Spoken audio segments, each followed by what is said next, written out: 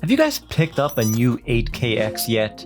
If you haven't and you're still on the fence, Seiko has an exciting new configuration for you. This is it, introducing the all-new SPB335. I nicknamed it the 8KX, 8K for 8000, X for the Pro Specs X, because this watch is based on the 8000 series, the 6105, the father of the Willard.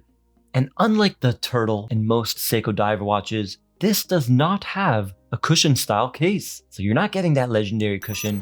You're getting a side slab straight cut C-shaped tonneau style case, and it absolutely hugs the wrist. This thing is so comfortable, but there are a couple key things you need to know. First up, the price. This one comes in at $950 USD. This seems to be the new normal for the professional Seiko divers. So has Seiko done enough here? Well, we're gonna find out. And right off the bat, you can tell this watch is stealthy, it's muted and subdued, which I think a lot of people will gravitate towards. And the watch has Seiko's hard coating applied, so it should have superior scratch protection and be tough and durable. Now the 8KX wears smaller than its size indicates, and this black coated one wears even smaller. Now let's do those measurements. I got 41 millimeters in diameter, secret measurement 39.5. We got a thickness of 12.3. That officially makes this watch the thinnest Pro Specs diver. And we have drilled lugs with a lug to lug of 46.9. I love the compact dimensions. Even though it's a 41, this watch wears like a 39.5. So keep that in mind when you see it on my 6.5-inch wrist on the faraway wrist shots. The bezel is a grippy coin edge with a slight outward taper. But how does this one sound? Let's have a listen.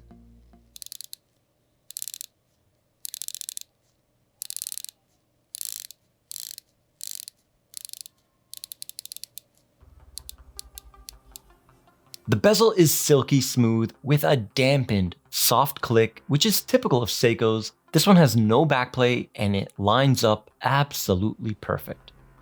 Let me know in the comments section, do you prefer more abrupt, hard, precise clicks, or are you a fan of the dampened soft click? The bracelet is a modern reinterpretation of the tire tread vintage strap, 20 millimeters, and it tapers down to 18. It has an excellent soft feel. It's silicone. We got a signed Seiko metal keeper and the PVD coated buckle.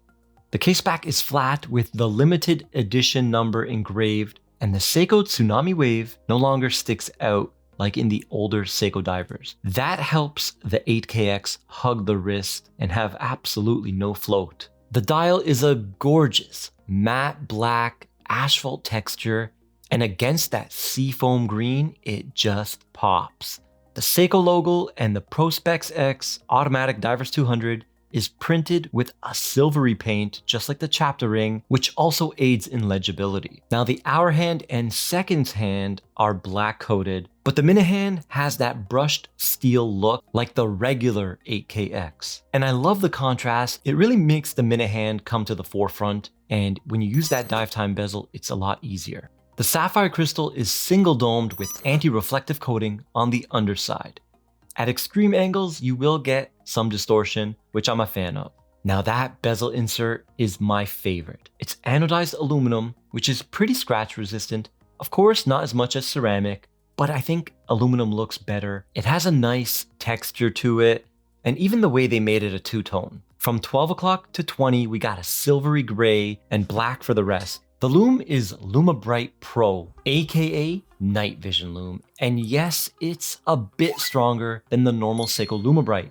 I did a comparison with the regular version of this watch, and it does last a little bit longer, so that's good. Don't let this watch's small stature fool you. It's still a professional diver, officially rated ISO 6425. Thanks to its large 6.4 millimeter crown that screws down perfectly every time, giving the 8KX 200 meters of water resistance.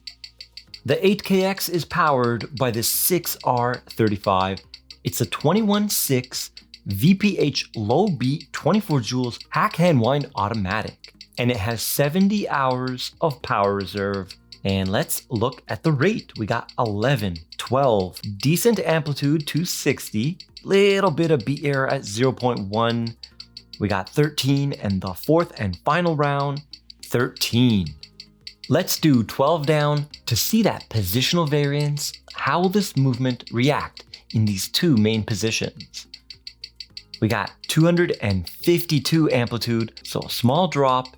The beat error became perfect. Very nice.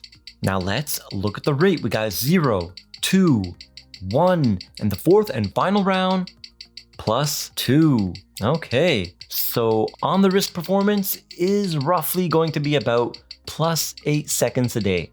You know what? I thought we would have a blue dial version save the ocean of the 8KX by now, but Seiko threw a curveball with this night vision, and I'm happy they did because it's a stealth beauty.